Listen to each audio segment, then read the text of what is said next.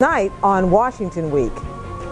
After September the 11th, I vowed to the American people that our government would do everything within the law to protect them against another terrorist attack. Everything turns out to be more extensive than we thought.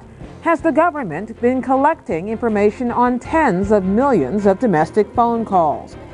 And will this new disclosure endanger confirmation chances for the president's new CIA pick? We take a look. On Capitol Hill, struggling Republican leaders attempt to play to their strength. Are you ready to stop a tax increase? All right. I was born to cut taxes.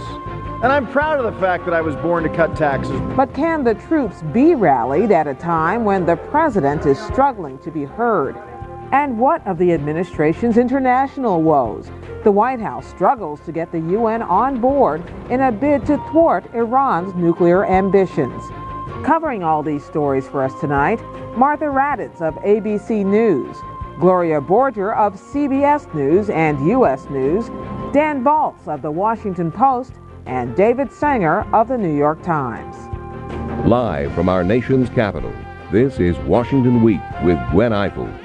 Produced in association with National Journal. Corporate funding for Washington Week is provided by the following.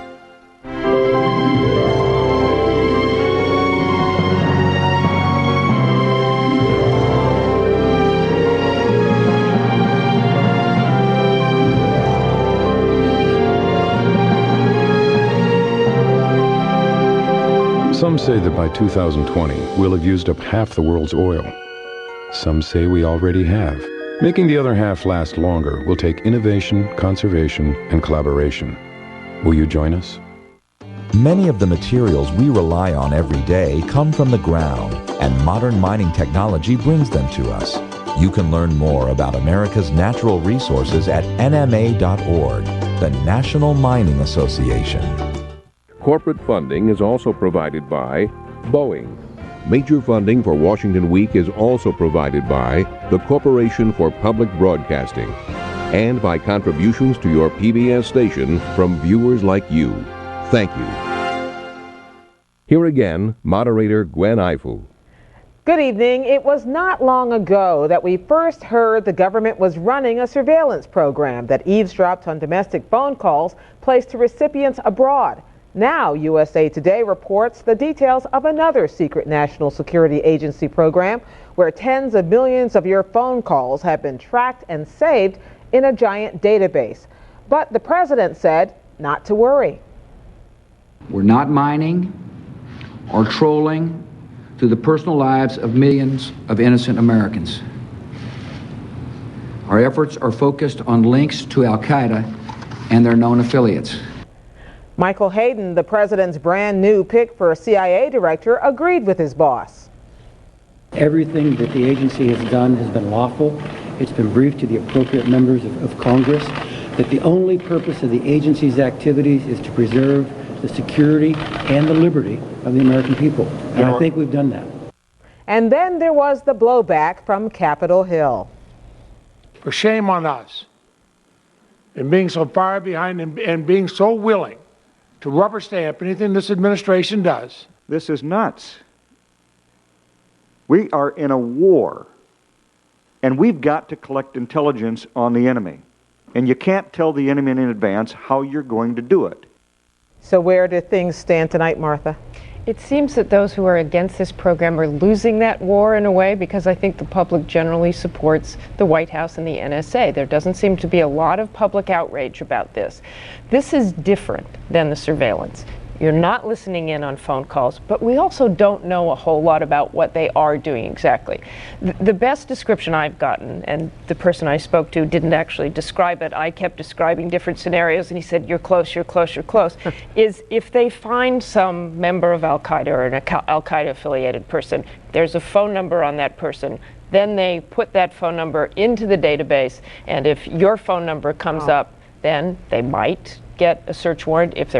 If it's just a domestic phone call, they might try to find out more about your records, or they might tap your phone if it's an overseas phone call. So they say there is always a trigger for these domestic phone lines to be tapped. There's always a trigger to even put it into the database.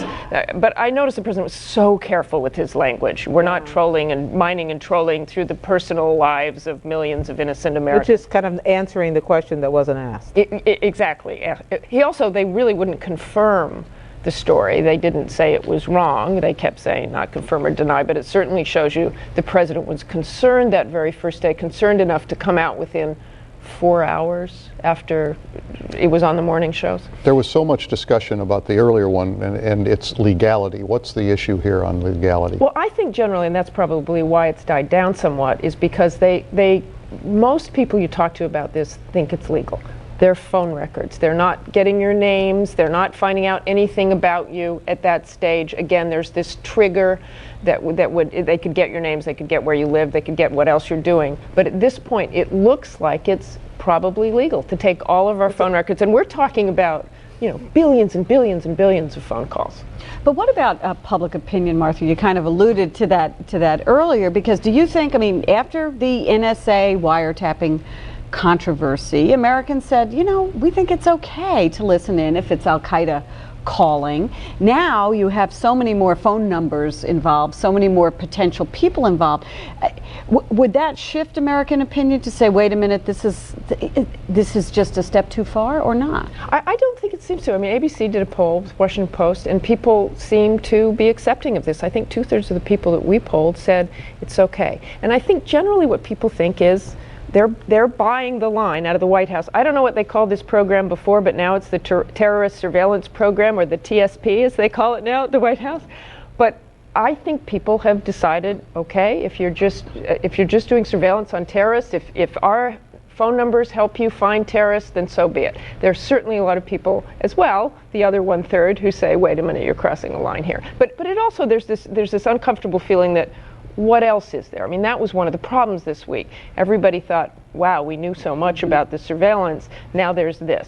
Martha, before this disclosure, a senior official in the White House said to me that if the issue of domestic surveillance comes up in the Hayden nomination, they would welcome this because they think he's a good spokesman for it, and they think the issue will help propel his nomination. Democrats are already backing down. Michael Hayden, who was the head of the NSA during the time that all of this took place. Right, and who came to the president with the basic concept.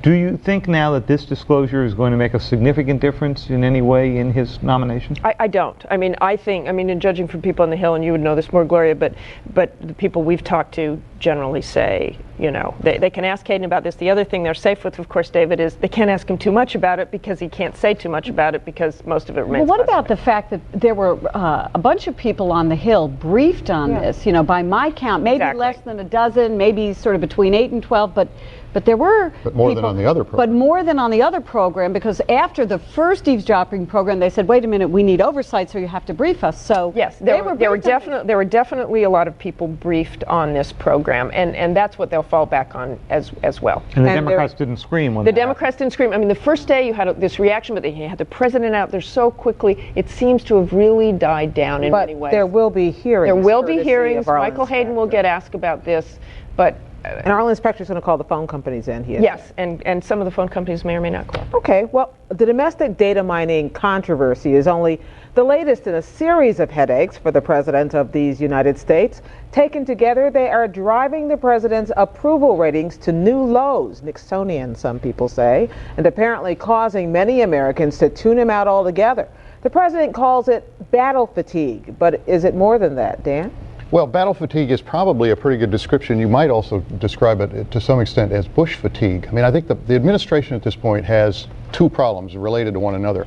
One is that they have gone through this series of controversies. Obviously you start with Iraq as the big problem, but then there have been a succession of things that have happened over the last year. Katrina, the other domestic spying case, the Dubai ports issue, eruptions with conservatives. Each of those takes a toll, and cumulatively, as we're now seeing in the polls, they have taken a huge toll on him. I think the second issue is that we're almost 6 years into this presidency, and there is a lot of history that he has to deal with. There are many Americans who have made up their minds about this president. It's been a very controversial presidency. He's been divisive. I think it is harder for him to change public opinion now. In other words, the bully pulpit alone doesn't do it. He needs help